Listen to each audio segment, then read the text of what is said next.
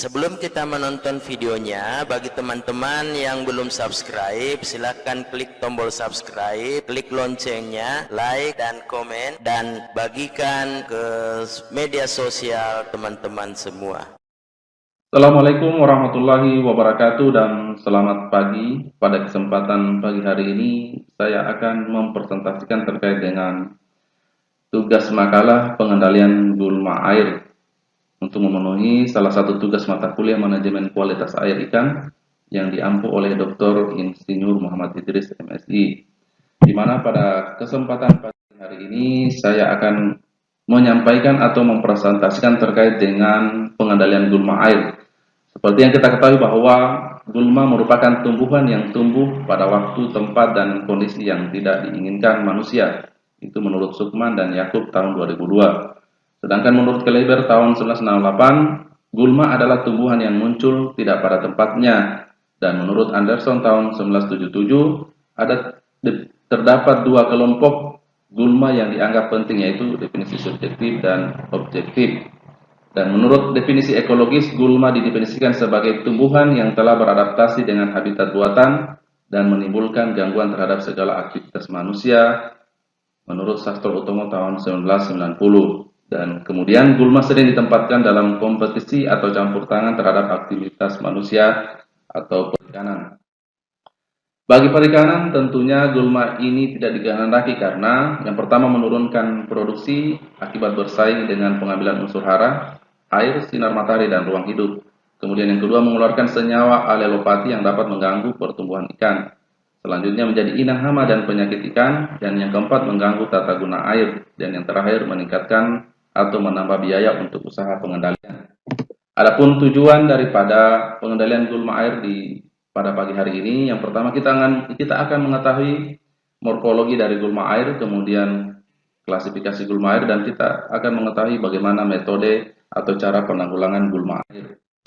Gulma air adalah tumbuhan yang beradaptasi terhadap keadaan air secara kontinu atau paling tidak toleran terhadap kondisi tanah berair untuk periode waktu hidupnya. Pada kesempatan pagi hari ini, gulma dalam prakteknya, gulma air diklasifikasikan sebagai marginal atau tepian, emergen, gabungan antara tenggelam dan terapung, submergen, melayang, unsaturated floating leaves, tenggelam, kemudian free floating, mengapung, dan plankton atau alga. Gulma air yang berada di perairan ada banyak, tetapi pada pagi hari ini kita coba akan mengupas terkait dengan gulma air. Itu ada dua jenis. Yang pertama, Ecornia crassipes atau enceng gondok, kemudian Hypnocharis flava atau genjer. Kita mulai dari Ecornia crassipes atau enceng gondok. Enceng gondok adalah salah satu jenis tumbuhan air mengapung.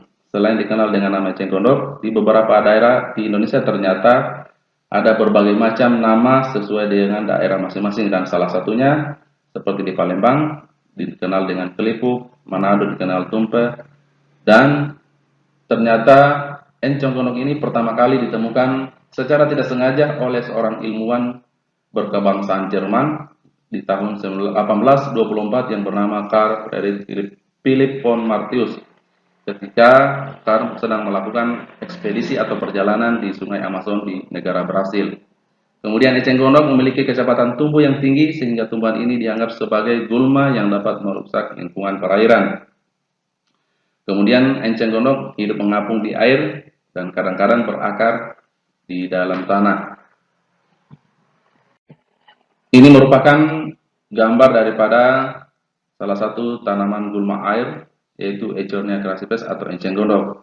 Ternyata enceng gondok merupakan tanaman gulma air yang memiliki atau mempunyai dampak negatif untuk di dunia perikanan, khususnya di kolam perikanan. Yang pertama, meningkatnya evapotranspirasi, penguapan dan hilangnya air melalui daun-daun tanaman karena daun yang lebar dan serta pertumbuhan yang cepat. Kemudian yang kedua, menurunnya jumlah cahaya yang masuk ke dalam perairan sehingga menyebabkan menurunnya tingkat kelarutan oksigen dalam air.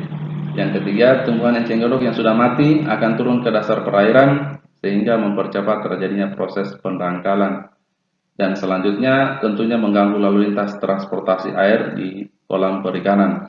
Kemudian selanjutnya meningkatnya habitat bagi vektor penyakit pada manusia, dan yang terakhir tentunya menurunkan nilai estetika di lingkungan perairan. Kemudian yang selanjutnya tanaman gulma air, yaitu Limnocharis pelapa atau tanaman genjer. Berdasarkan daripada morfologi tanaman genjer ini, di mana susunan tulang daun tanaman genjer memiliki tulang daun yang melengkung, yaitu daun yang susunan tulang daunnya terlebar dan genjer terletak pada bagian tengah helaian daun. Dan berdasarkan sifat batang genjer termasuk pada batang basah atau herba, karena batang ini biasanya mengandung air, tidak berkayu dan berwarna hijau. Akar-akar daripada tanaman genjer ini berasal dari jalan akar yang asli yang dinamakan akar liar dan bentuknya seperti serabut, bahkan dinamakan akar serabut daripada Radix adventitia. Ini merupakan gambar daripada tanaman genjer, yaitu Limnocharis pelapa, dan ternyata tidak hanya enceng gondok yang mempunyai dampak negatif di dunia perikanan, tetapi tanaman genjer juga ini menimbulkan dampak negatif di kolam perairan. Yang pertama, memperlambat pertumbuhan ikan.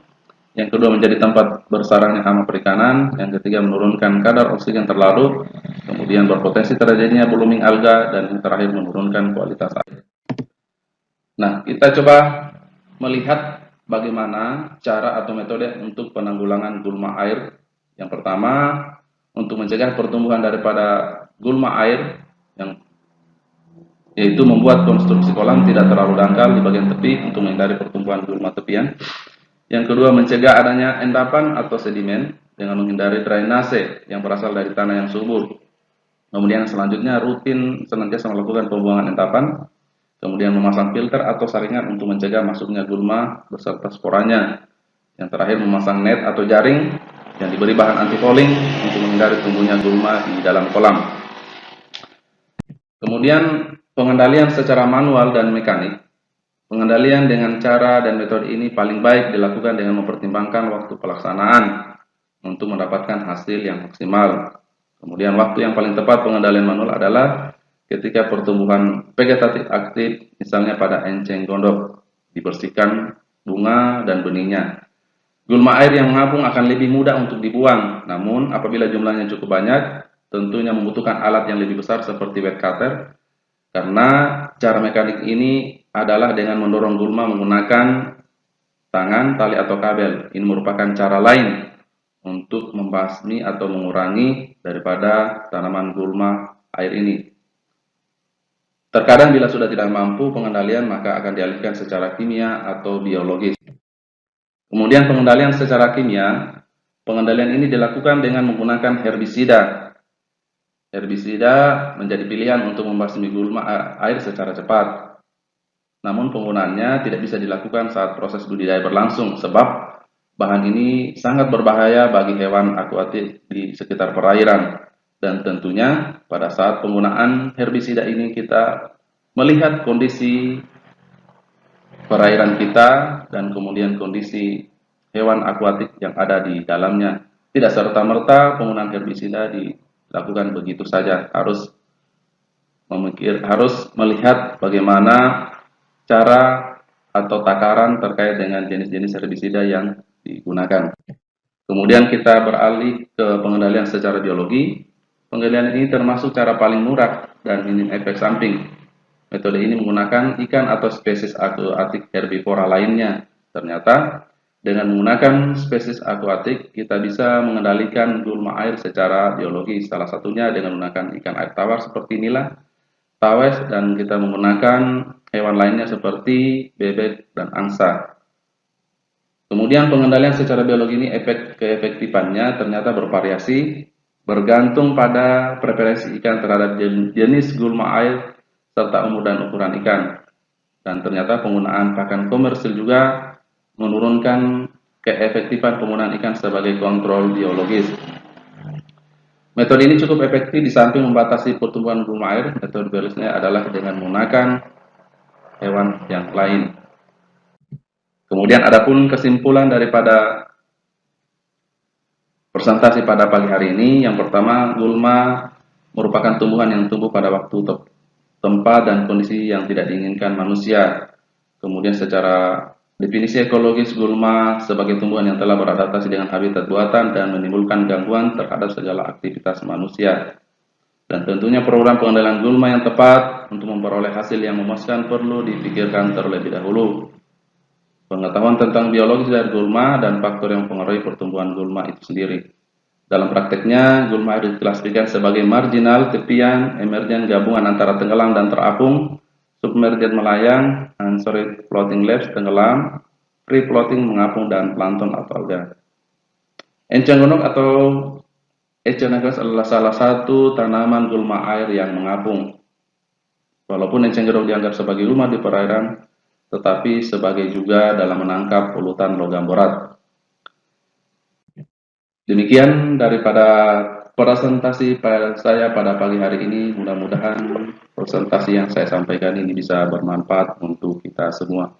Saya akhiri. Wassalamualaikum warahmatullahi wabarakatuh.